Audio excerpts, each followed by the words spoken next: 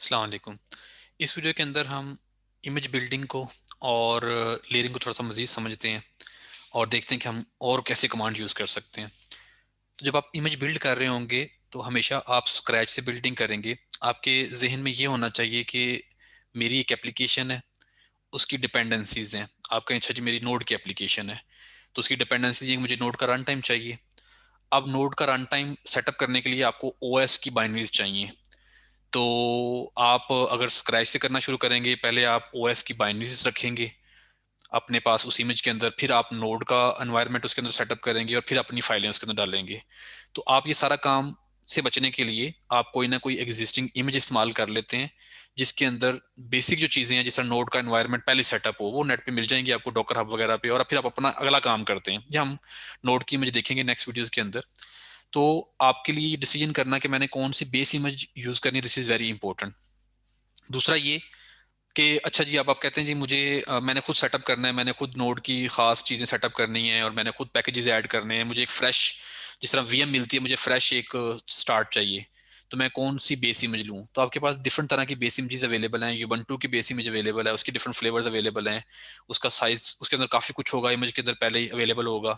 आप सेंटोस की ले सकते हैं, बहुत सारी आपके पास इस तरह की इमेजेस अवेलेबल है।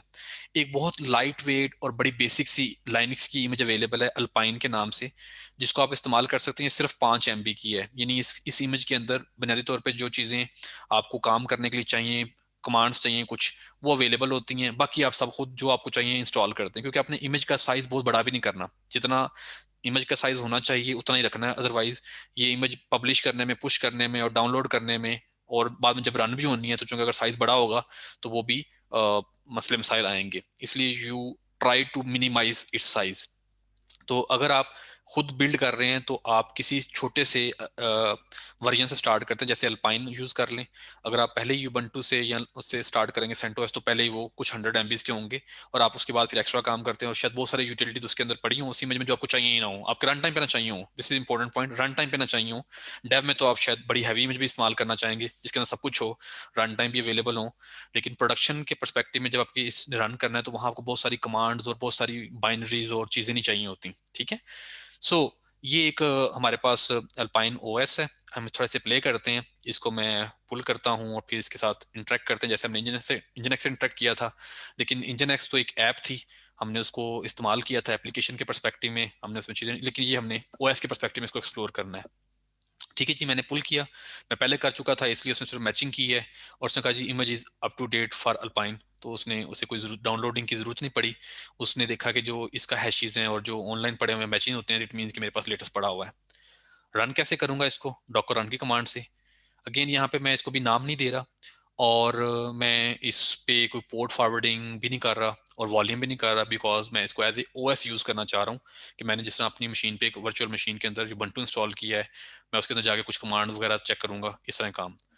अगर मैं रन की कमांड चलाता हूँ, तो एक मजे की चीज यहाँ पे ये होगी कि ये कुछ उसने मुझे आउटपुट नहीं दी। मैं वेरीफाई करता हूँ कंटेनर चला है कि नहीं चला, तो मुझे नजर आ रहा है कंटेनर भी नजर नहीं आ रहा। अगर मैं ls-a करता हूँ जिससे मुझे स्टॉप कंटेनर भी नजर आते हैं, तो आई कैन सी दैट कि इसने स्टार्ट किया और स्टार्ट करने के बाद ये 11 सेकंड के अंदर एग्जिट कर गया। ये इसलिए हुआ कि इसके अंदर कोई स्टार्टिंग पे कोई प्रोसेस था ही नहीं।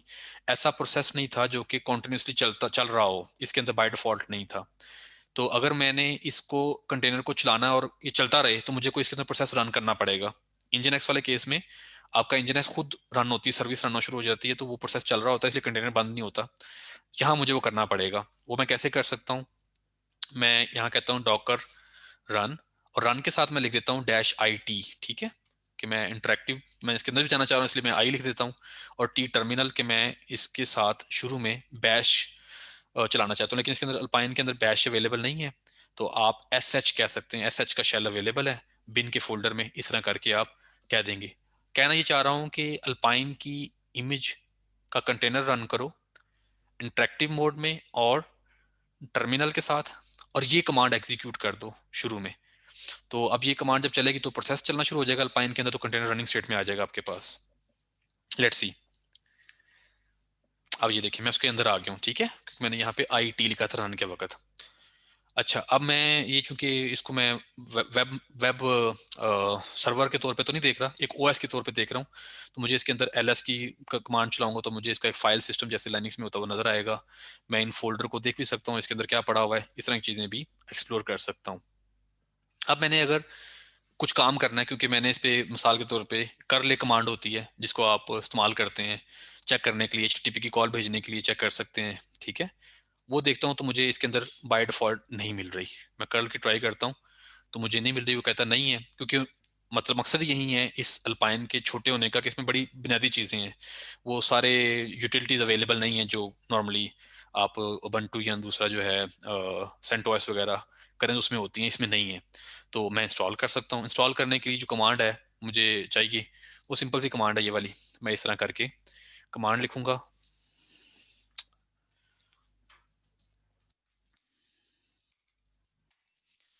Wait a second.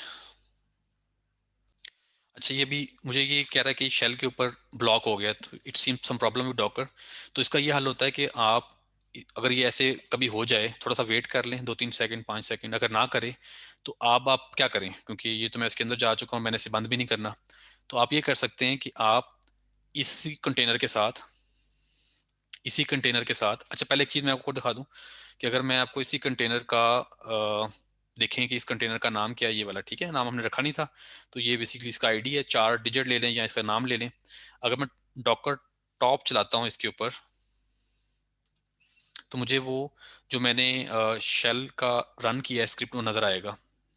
Sorry, Docker top is not running, ये स्टॉप स्टेट में जा चुका हुआ है। अच्छा, ये तो पहले बंद वाला था, हमने जो बाद में चलाया है वो नज़र आएगा हमें डॉकर कंटेनर एलएस से।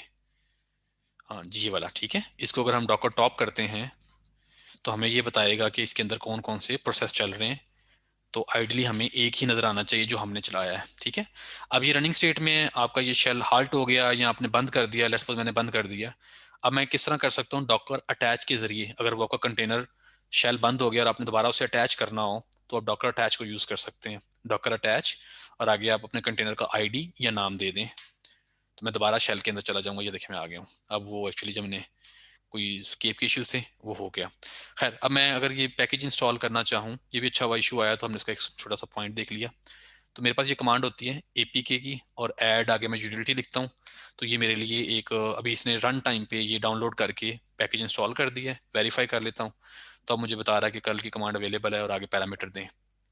इसी तरह मेरे पास एक और यूटिलिटी है डब्ल्यू गेट की, जो कि इस्तेमाल होती है डाउनलोड करने के लिए डिफरेंट पैकेजेस को। वो भी मैं इंस्टॉल करना चाहूँ तो मैं कर सकता हूँ इस तरह करके। तो पॉइंट ये है कि चूंकि कंटेनर के अंदर बेसिक चीज़ें तो अवेलेबल हैं, बट जो मुझे चाहिए मेरे प्रोडक्शन एनवायरनमेंट के परस्पेक्टिव में कोई बेसिक यूटिलिटीज चाहिए, रन टाइम चाहिए, मैं इस तरह कमांडें दे दे के ऐड कर लूंगा। लेकिन प्रॉब्लम वही है कि मैं इसके अंदर आके इंस्टॉल कर रहा हूँ, ये इस कंटेनर के अंदर रहेंगी जब तक ये कंटेनर रहेगा। अगर कंटेनर डिलीट हो गया तो ये सारी यूटिलिटीज भी इसके अंदर जो इंस्टॉल की थी डिलीट हो जाएंगी। बिल्कुल अच्छी बात भी है, यही तो मकसद है कि जो कंटेनर के अंदर हो रहा है वो खत्म हो जाता है।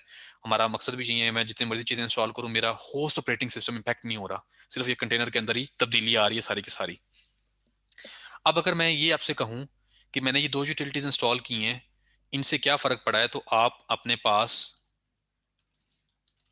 कैसे देखेंगे, हमने देखा था आप डॉकर डिफ की कमांड यूज करके अपने कंटेनर का नाम दे दें या ये आईडी दे दें 4 डिजिट, तो ये बता देगा कि कितनी चीज़ें चेंज की हैं। तो जो इस के ऊपर हमने जो अभी छेड़ा है, इसको दो यूटिलिटीज इंस्टॉल की हैं, उन दो यूटिलिटीज की वजह से इस कंटेनर के अंदर ये फाइलें इम्पैक्ट हुई हैं, ये फाइलें इम्पैक्ट हुई हैं उसकी वजह से, ठीक है। खैर, ये तो हमने पानी यूटिलिटी देखी थी, उसी को हमने एक्सप्लोर किया है। लेकिन अब मैं पॉइंट ये इस्टेब्लिश करना चाह रहा हूँ कि क्या ये अप्रोच ठीक होगी, क्या हमें इस तरह ही अपनी यूटिलिटीज इंस्टॉल करनी चाहिए कंटेनर के अंदर, क्योंकि ये तो नहीं होंगी।